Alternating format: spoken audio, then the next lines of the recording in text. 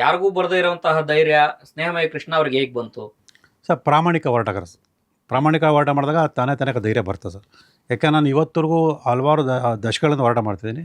So ನಾನು ಯಾರಿಗೆ ನ್ಯಾಯ ಕೊಡಿಸ್ಬೇಕು ಅಂತ ಇದು ಮಾಡ್ತೀನಿ, ಅವ್ರ ಪರವಾಗಿ ಎಷ್ಟೇ ಕಷ್ಟ ಬಂದು ಹೋರಾಟ ಮಾಡ್ತೀನಿ ಹೊರತು ಈಗ ಕೆಲವು ಸಂದರ್ಭದಲ್ಲಿ ಎದುರುದಾರರು ಆಮಿಷ ಒಡ್ಡುವಂಥದ್ದು, ಬೆದರಿಕೆ ಒಡ್ಡುವಂಥದ್ದು ಇದೆಲ್ಲ ಮಾಡಿದ್ರು. ಅದಕ್ಕೆ ಯಾವುದಕ್ಕೂ ಒಳಗಾಗದೆ ನಾನು ಅವ್ರಿಗೆ ನ್ಯಾಯ ಕೊಡಿಸ್ಬೇಕು ಅನ್ನೋ ಉದ್ದೇಶ ಅಷ್ಟೇ ಇಟ್ಕೊಂಡು ಹೋರಾಟ ಮಾಡ್ತೀನಿ. ಸೊ ಉದಾಹರಣೆ ಹೇಳಿದ್ರೆ ನಾನು ಮೊದಲನೇ ಕೇಸ್ ನನ್ನ ಮೇಲೆ ಏನು 2010 ಇಸ್ವಿಲಿ ಹಾಕೋರು. ಒಬ್ಬ ಸ್ವೀಪರು ಮತ್ತು ತುಂಬ ಬಡವಂತ ಇನ್ನೊಬ್ಬ ವ್ಯಕ್ತಿ ಇಬ್ಬರ ಮೇಲೆ ಸುಳ್ಳು ಪ್ರಕರಣ ದಾಖಲೆ ಮಾಡಿ ಅವನು ಜೈಲಿಗೆ ಕಳಿಸಿದಂಥ. ಆದರೆ ಅವ್ರ ಹತ್ರ ನಾನು ದುಡ್ಡು ಇಸ್ಕೊಳ್ಳೋದೇ ಕೆಲಸ ಮಾಡ್ಕೊಂಬಂದೆ. ಸೊ ಈ ಥರ ಎಲ್ಲ ನಡ್ಕೊಂಬಂದು ಅದನ್ನು ಗಮನಿಸಿ ಸೊ ಸ್ನೇಹಮಯ ಕೃಷ್ಣ ಈ ಥರ ಆಮಿಷಕ್ಕೆ ಇದಕ್ಕೆಲ್ಲ ಒಳಗಾಗಲ್ಲ, ಅವನು ಯಾರಿಗೆ ನ್ಯಾಯ ಕೊಡಿಸ್ಬೇಕು, ನ್ಯಾಯ ಕೊಡಿಸೋದಕ್ಕೆ ಎಷ್ಟೇ ಹೋರಾಟ ಮಾಡ್ತಾನೆ ಗೊತ್ತಿರೋಲ್ಲ.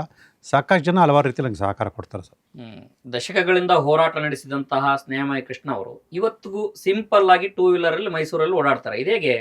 ಹೌದು ಸರ್, ನನಗೆ ಸರಳ ಜೀವನ ಅಂದರೆ ತುಂಬ ಇಷ್ಟ ಸರ್. ನನಗೆ ಬೇರೆ ರೀತಿ ಐಷಾರಾಮಿ ಜೀವನ ಬದುಕಬೇಕು, ದೊಡ್ಡ ಬಿಲ್ಡಿಂಗ್ ಜೀವನ ಮಾಡಬೇಕು, ಕಾರಲ್ಲಿ ಓಡಾಡಬೇಕು, ಇವೆಲ್ಲ ನನಗೆ ಯಾವತ್ತು ಕನಸಲ್ಲೂ ಕೂಡ ನಾನು ನಿರೀಕ್ಷೆ ಮಾಡ್ತಾನಲ್ಲ. ಅದು ಎಷ್ಟು ಸರಳವಾಗಿರ್ತೀವಿ, ಎಷ್ಟು ಸರಳ ಜೀವನ ಮಾಡ್ತೀವಿ, ಅಷ್ಟು ಸುಖ ಶಾಂತಿ ಸಿಗುತ್ತೆ ಅನ್ನೋದು ನನ್ನ ಅನುಭವ. ಈ ನಿಮ್ಮ ಸರಳತೆಗೆ ಮನೆಯವರ ಒಪ್ಪಿಗೆ ಇದೆಯಾ ಸರ್? ಖಂಡಿತಲ್ಲ ಸರ್. ಅದರಲ್ಲಿ ನಾನು ಭಾಳ ಪುಣ್ಯವಂತ ಸರ್.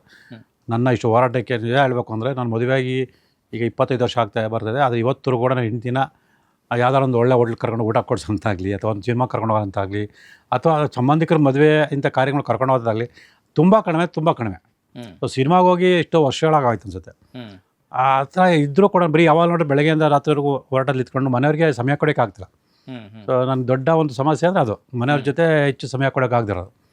ಯಾಕೆ ನನಗೆ ಮನೆಯವ್ರಿಗಿಂತ ಸಮಾಜಕ್ಕೆ ನನಗೆ ಭಾಳ ಪ್ರಾಮುಖ್ಯತೆ ಕೊಡ್ತೇನೆ ಮತ್ತು ನನಗೆ ಅದೇ ಮುಖ್ಯ. ಹಾಗಾಗಿ ಆ ವಿಚಾರದಲ್ಲಿ ಮನೇಲಿ ಜಗಳಾಗಿದೆ ಹೊರತು ಬೇರೆ ಯಾವ ವಿಚಾರಕ್ಕೂ ಜಗಳ ಆಗಿಲ್ಲ. ಆದರೆ ನನ್ನ ಒಂದು ಇದಕ್ಕೆ ಹೊಂದ್ಕೊಂಡೋಗಿ ನನಗೆ ಒಂದು ಪರೋಕ್ಷ ಬೆಂಬಲ ಕೊಡ್ತಾ ಇರೋದನ್ನೇ ಸೊ ನಾನು ಇಷ್ಟು ಮಟ್ಟಿಗೆ ಹೋರಾಟ ಮಾಡೋಕ್ಕೆ ಸಾಧ್ಯ ಆಗ್ತಾ ಇರೋದು ಯಶಸ್ವಿ.